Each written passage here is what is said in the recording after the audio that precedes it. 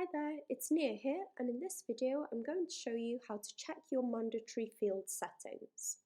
Once you've logged into the portal, click on Form Manager, then click on Edit Form, select the form that you would like to check the field settings for, then click on Edit Template.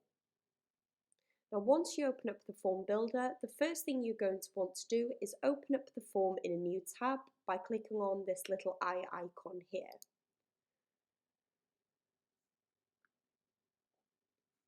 Now all your mandatory fields will either be highlighted in yellow if you have not turned this setting off, or all mandatory fields will always have the red asterisk icon next to the field label, so you can quickly identify which fields are mandatory and which are not.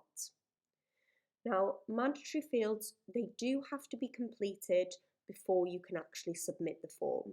If you try and submit the form with any mandatory fields not complete, it will give you a message and it will ask you to complete those fields first. Say, for example, you do not want this field, date field, for example, not to be mandatory.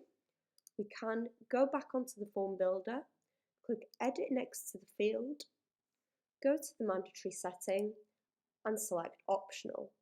Now you do have other options here as well.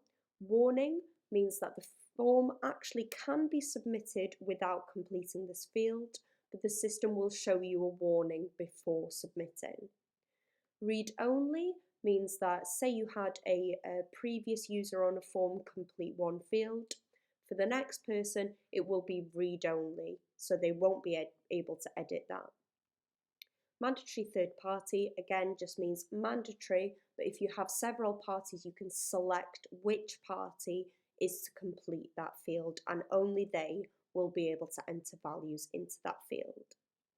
So I'm going to go ahead and select Optional for this one, Save Changes, scroll to the bottom and save.